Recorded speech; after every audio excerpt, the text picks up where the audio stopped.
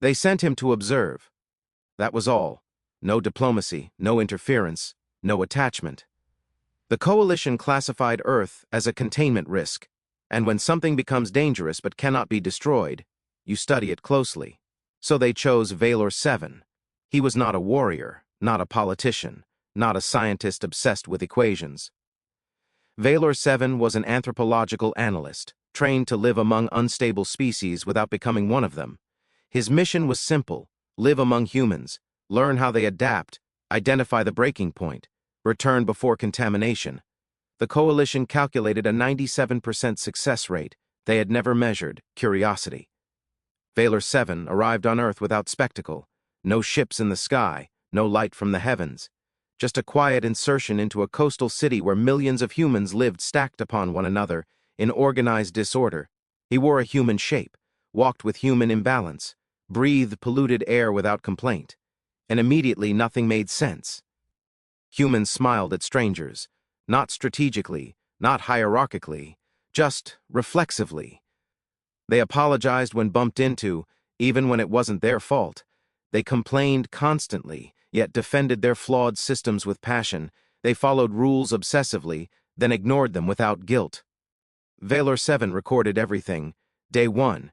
Humans cooperate with unknown individuals during transit disruptions. No command structure detected. Day 4. Humans display emotional attachment to abstract symbols, flags, songs, stories, inefficient bonding mechanism. Day 7. Humans laugh during hardship.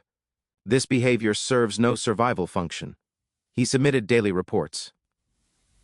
The coalition reviewed them with growing concern. Humans should have fractured under post-optimization instability. Instead, they were adjusting. Valor 7 embedded deeper. He worked alongside humans, shared their meals, learned their languages, not just words but tone, observed rituals disguised as routines, coffee breaks, lunch hours, shared silence after bad news. He noticed something troubling. Humans spoke often of things that had not happened yet. Hope, fear, dreams. The coalition planned in probabilities. Humans planned in possibilities. One evening, a human colleague asked him a question Valor 7 was not prepared for. So, what do you want to do with your life? Valor 7 paused for 3.2 seconds. I am fulfilling my function, he replied. The human frowned. That's not what I asked.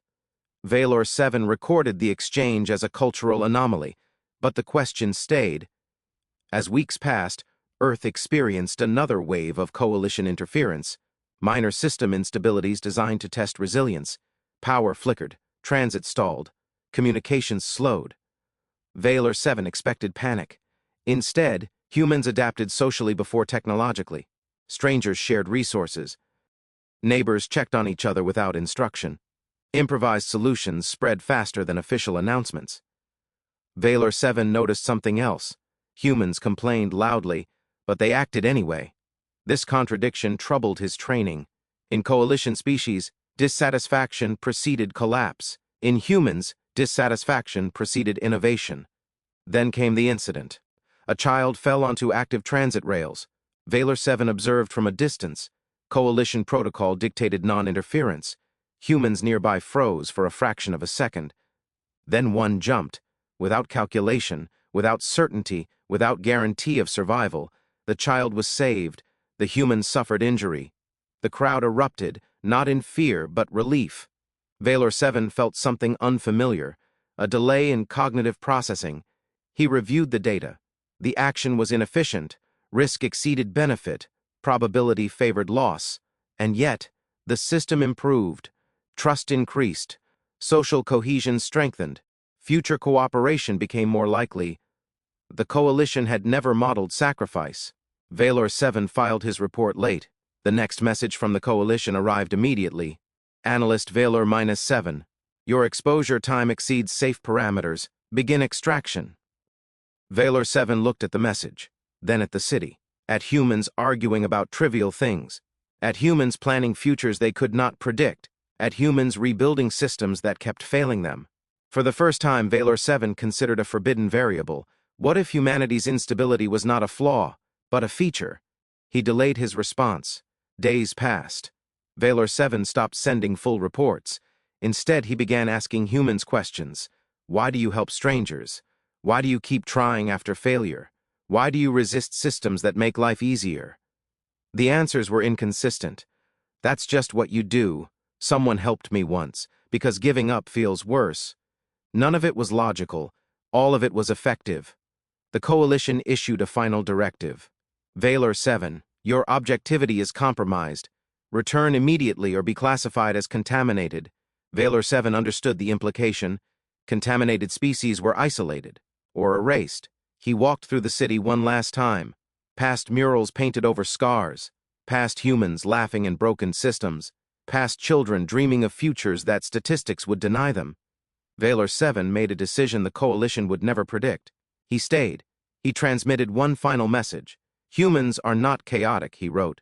They are adaptive beyond model limits. Their strength is not intelligence or violence or endurance. It is meaning. They create it where none exists. The response from the coalition was immediate. Transmission terminated. Asset status changed. Observer reclassified. Valor 7 was declared lost. On Earth, Valor 7 took a new name, not assigned, chosen.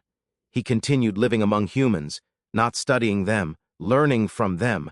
Years later, when humanity would finally step beyond its system and encounter the galaxy face to face, a familiar figure would stand beside them.